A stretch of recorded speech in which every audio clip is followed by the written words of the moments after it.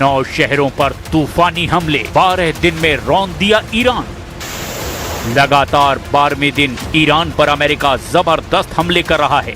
हालात तो ये हो गए हैं कि पिछले 12 दिनों में ईरान के 12 ठिकानों पर चुन चुन कर हमले किए गए हैं। हैरान करने वाली बात तो ये है कि ईरान ने भी खाड़ी में मौजूद अमेरिकी ठिकानों पर हमले तेज करने में कोई कसर नहीं छोड़ी है। कुछ रिपोर्ट्स में दावा किया गया कि अमेरिका हर हाल में ईरान के हॉर्मुज पर कब्जा करने की कोशिश करने में जुटा है। इधर ईरान ने अपनी घातक बैलिस्टिक और हाइपरसोनिक मिसाइलें फतह 2 और सेजिल मिसाइलों से अरब देशों के तेल ठिकानों को तबाह करके आग का दरिया बनाने का ऐलान कर दिया है। इधर ट्रंप ने कहा कि अगर ईरान हॉर्मुज स्ट्रेट में किसी जहाज पर हमला करता है तो फिर अमेरिका जवाब में ईरान के पुलों और बिजली घरों पर जबरदस्त बमबारी करेगा। इनमें तेहरान के अंदर मौजूद ठिकाने भी शामिल होंगे। अमेरिकी सेंट्रल कमांड के मुताबिक मौजूदा संघर्ष में अब तक 18 अमेरिकी सैनिक मारे जा चुके हैं, जबकि सैकड़ों सैनिक इसमें घायल हुए। हम आपको दिखा रहे हैं कि कैसे अमेरिका और रूस की जंग अब ज्यादा खतरनाक और बेरहम हो चुकी है। 12 दिनों से ईरान पर हमले, हॉर्मुज पर कब्जा करेगा अमेरिका।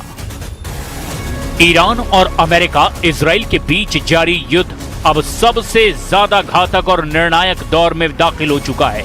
अमेरिकी रक्षा कमान यानी सेंटकॉम ने बीते 24 घंटे के दौरान ईरान पर लगातार 12वीं रात भारी हवाई हमले किए हैं। दूसरी तरफ वॉशिंगटन से राष्ट्रपति डोनाल्ड ट्रंप का एक सनसनीखेज बयान सामने आया, जिसमें उन्होंने सीधे तौर पर ईरान के सबसे गुप्त और अभेद परमाणु ठिकाने पिकैक्स माउंटेन को तबाह करने की चेतावनी दे दी है। क्या पिकैक्स माउंटेन पर अमेरिका बड़ा प्रहार करने वाला है? स्ट्रेट ऑफ हॉर्मुज में जहाजों पर हुए हमलों के बाद ट्रंप ने तेहरान को क्या अल्टीमेटम दे दिया है? और ईरान ने जॉर्डन से लेकर फारस की खाड़ी तक कैसे पलटवार किया है? सबसे पहले बात रात में हुए हमलों की। अमेरिकी सेंट्रल कमांड यानी कि सेंटकॉम ने लगातार 12वें दिन भी ईरान के सैन्य बुनियादी ढांचे को पंगु बनाने के मकसद से जबरदस्त हमला किया है। पश्चिमी ईरान पर हमले। ईरानी मीडिया के मुताबिक पश्चिमी ईरान के अहवाज, रामशेर, अंदिमेश्क और इराक सीमा के पास में शलमचे के सैन्य परिसरों को अमेरिकी मिसाइलों ने निशाना बनाया। तटीय ठिकानों पर हमला। फारस की खाड़ी के पास मौजूद ईरानी रिवोल्यूशनरी गार्ड्स यानी कि IRGC के मरीन ड्रोन हैंगर्स और मिसाइल लॉन्च पैड पर नौसैनिक बमबारी की गई है। इधर ईरान भी चुप नहीं बैठा है। सुबह के वक्त ईरान के IRGC ने जॉर्डन में मौजूद अमेरिकी बेस पर जबरदस्त हमला करके उसके third missile defence radar, patriot system और CRAM सिस्टम को भी भारी नुकसान पहुंचाया। जॉर्डन के रक्षा विभाग ने भी पुष्टि की है कि उसकी वायु रक्षा प्रणाली ने 4 ईरानी बैलिस्टिक मिसाइलों को बीच हवा में इंटरसेप्ट किया है। इधर ट्रंप ने चेतावनी दी कि यदि ईरान ने हॉर्मुज में किसी भी अमेरिकी या वाणिज्यिक जहाज पर हमला किया तो अमेरिका ईरान के हर एक हमले के बदले तेहरान और आसपास के एक-एक पुल और पावर प्लांट को बम से उड़ा देगा। And the stock market has said, and that's with this skirmish we have going on. I call it a skirmish. This is with this skirmish we have with the Islamic Republic of Iran, and I call it that because let me tell you, they're getting hit so hard, and they want to make a deal. But I say they're not ready to make a deal. Because every time they make a deal, they want to change it and everything. They're not ready. They'll be ready very soon. Iran युद्ध हुआ तूफानी, Hormuz पर कब्जे का blueprint. ये महज 2 देशों का टकराव नहीं, ये दुनिया की सबसे अहम समुद्री व्यापार लाइन स्ट्रेट ऑफ हॉर्मुज को बचाने और उस पर कब्जा जमाने की जंग बन चुकी है। 12 रातों की इस लड़ाई ने ईरान युद्ध को महायुद्ध में तब्दील कर दिया है। अमेरिका ने पूरे मिडिल ईस्ट में तैनात अपने 50,000 सैनिकों को हाई अलर्ट मोड पर रखा है। बहरीन में तैनात अमेरिकी नौसेना के 5वें बेड़े को आक्रामक कार्रवाई का निर्देश दे दिया गया है। बहरीन में सुबह से ही मिसाइल अलर्ट के सायरन गूंज उठे हैं।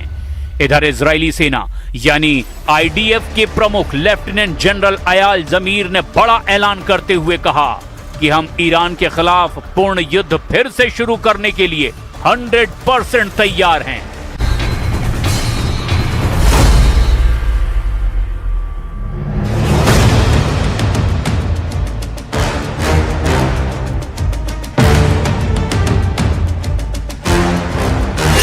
ज़ेलेंस्की ने बदला जनरल, पुतिन ने बदला टारगेट।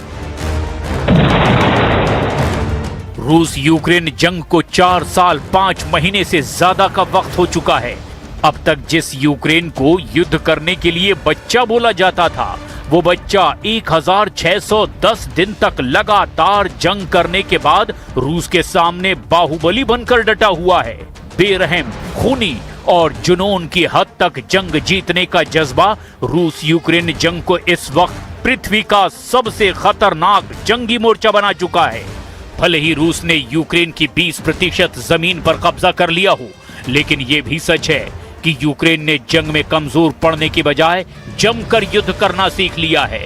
और यही वजह है कि इस वक्त यूक्रेन ड्रोन और मिसाइलों के साथ रूसी एयर डिफेंस सिस्टम को झकाते हुए लगभग 3000 किलोमीटर अंदर घुसकर रूस में जबरदस्त तबाही मचा रहा है। लगभग 11 रूसी तेल रिफाइनरियों को यूक्रेनी सेना ने फूंक डाला है। हालांकि रूस ने भी यूक्रेन पर पिछले 7 दिनों में जिस भयानक अंदाज से हमला किया, उसे देखकर ज़ेलेंस्की की चीखें निकल पड़ी हैं। लगभग 82 देशों से सीधी या फिर पर्दे के पीछे से मिल रही मदद यूक्रेन के लिए संजीवनी बूटी साबित हो रही है। लेकिन अब राष्ट्रपति ज़ेलेंस्की ने कुछ ऐसे फैसले लिए हैं जिसने यूक्रेन के साथ साथ पूरी दुनिया को चौंका कर रख दिया है। ज़ेलेंस्की ने यूक्रेन के चीफ जनरल सिरस्की को हटा करके उनकी जगह जनरल द्रपाती को यूक्रेन युद्ध में कमान सौंप दी है। दावा किया जा रहा है कि जनरल द्रपाती ने ही मॉस्को तक यूक्रेनी ड्रोन से हमले करवाए।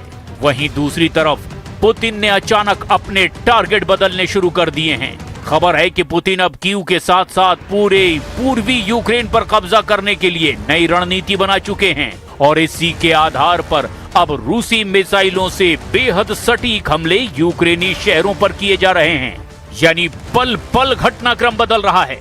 लेकिन हम शुरुआत करते हैं ज़ेलेंस्की के उस जंगी जुनून से जिसने यूक्रेन के टॉप कमांडरों को पूरी तरह से बदल डाला है। जंग में उतरा ज़ेलेंस्की का जल्लाद, सिरस्की की छुट्टी, द्रपाती की एंट्री। दावों के मुताबिक यूक्रेन के राष्ट्रपति व्लादिमीर ज़ेलेंस्की ने जबरदस्त प्रदर्शनों और सेना के भीतर बढ़ती नाराजगी को देखते हुए commander in chief general Alexander Syrskyi को बर्खास्त कर दिया है। मिखाइलो द्रपाती को यूक्रेन का नया सेना प्रमुख नियुक्त किया गया है। अब आप ये जान लीजिए कि आखिर क्यों ज़ेलेंस्की को ये बड़ा कदम उठाना पड़ा।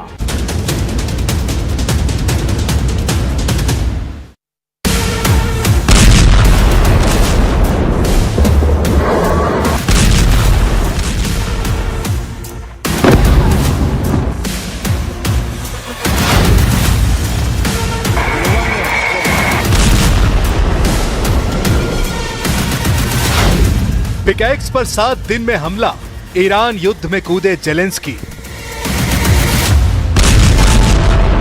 28 फरवरी 2026 से आज तक अमेरिका और इजराइल ईरान के परमाणु ठिकानों को पूरी तरह से नष्ट नहीं कर पाए।